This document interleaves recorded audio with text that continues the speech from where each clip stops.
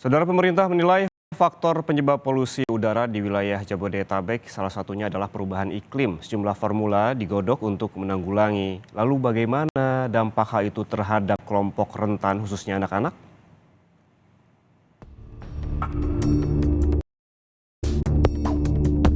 Presiden mengimbau agar segera menindaklanjuti buruknya kualitas udara di wilayah Jabodetabek dalam rapat terbatas di Istana Negara 14 Agustus 2023 lalu. Memiliki beberapa catatan yang perlu menjadi perhatian seluruh kementerian dan lembaga terkait. Yang pertama, jangka pendek. Dalam jangka pendek, secepatnya harus dilakukan intervensi yang bisa meningkatkan kualitas udara di Jabodetabek lebih baik. Kemudian berbagai kebijakan luar biasa segera dicanangkan demi menjalankan imbauan Presiden dari penerapan penggunaan kendaraan listrik, bekerja dari rumah atau work from home, hingga rekayasa cuaca. Campur tangan pemerintah terkait polusi udara yang terjadi belakangan ini dapatkah dijamin stabilitasnya? Karena ada kelompok rentan yang harus jadi perhatian, khususnya anak-anak dalam tantangan menghadapi perubahan iklim. Akankah mereka dapat dijamin haknya sesuai dengan undang-undang? Polusi udara merupakan satu kesatuan dari hubungan lingkungan terhadap hak atas kesehatan yang akan mengakibatkan kerentanan masyarakat terhadap satu penyakit, khususnya paru-paru serta infeksi lainnya. Hak asasi kesehatan merupakan satu hal yang sahih yang harus didapatkan setiap bangsa Indonesia karena terkandung dalam Deklarasi Universal Hak Asasi Manusia. Kita ke kesehatan itu adalah yang paling terdampak mereka yang kelompok rentan. Kelompok rentan itu antara lain adalah anak-anak, ibu hamil, kemudian juga lansia ya. Nah, mengapa kemudian dunia termasuk kita Indonesia itu sangat peduli terhadap kelompok rentan, terutama anak dan ibu hamil, karena mereka adalah calon generasi penerus ya. Mereka adalah modal-modal kita untuk kedepannya. Anak merupakan kelompok rentan terhadap polusi udara dan anak berhak dilindungi berdasarkan Undang-Undang Nomor 35 Tahun 2014 tentang perubahan atas Undang-Undang Nomor 23 Tahun 2002 tentang perlindungan anak. Perlindungan anak adalah segala kegiatan untuk menjamin dan melindungi anak dan hak-haknya agar dapat hidup, tumbuh, berkembang, dan beradaptasi secara optimal sesuai harkat dan martabat kemanusiaan, serta mendapat perlindungan dari kekerasan dan diskriminasi. Anak-anak mempunyai hak ekologis atau bertumbuh di mana lingkungan menunjang kesehatan mereka dalam beradaptasi di tengah ancaman perubahan iklim. Darmawan Budi Setianto dari Ikatan Dokter Anak Indonesia menilai kualitas udara Jabodetabek belum mencukupi hak ekologis anak. Tadi kita sedang ramai membahas tentang polusi udara, tentu udaranya tidak sehat gitu.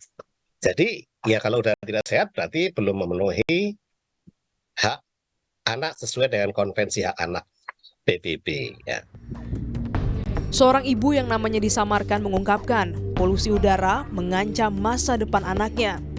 Salah satu organ anak balitanya terinfeksi karena polusi udara. Ia juga menyampaikan keluh kesahnya. Nah, kalau yang bronkonemonia itu dirawatnya 1 kali 4 hari tuh waktu itu kan. Jadi total dirawat karena infeksi saluran pernafasan itu 2 kali, bulan Oktober 2022 sama belum setahun di bulan Juli 2023 tuh. Ya itu tantangannya udara. Aku di satu sisi aku nggak mau anak aku sakit lagi. Semuanya jadi serba salah gitu. Tambah lagi aku lagi hamil anak kedua. Jadi kayak langsung, aduh ini mesti gimana ya? Apa mesti pindah? Tapi pindah kemana? Indonesia juga. Polusi udara juga merampas hak anak-anak yang seharusnya mereka di usia dini bisa bermain di lingkungan yang sehat, namun harus menemukan kenyataan yang pahit. Tapi saya nggak kasih keluar, terus ya kasih vitamin.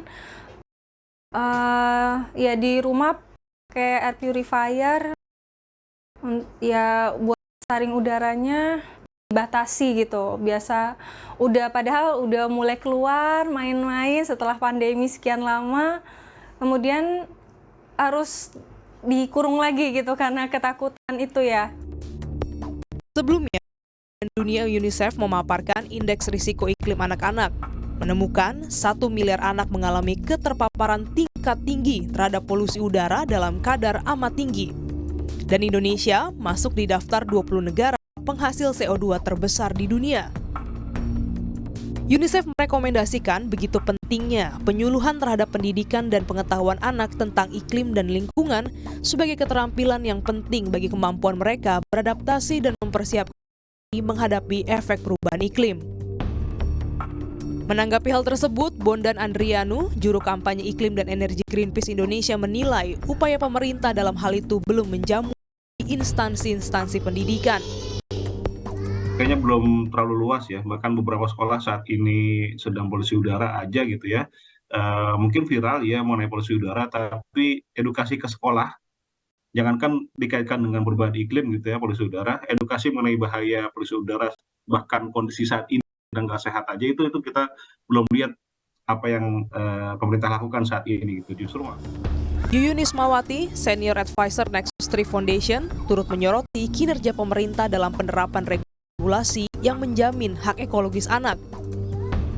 Hak ekologis anak ini sangat menarik ya, karena kami sejak 2018 mencoba melihat sebetulnya payung hukum yang melindungi anak-anak Indonesia dan menjamin masa depan kehidupan anak-anak ini di lingkungan yang sehat.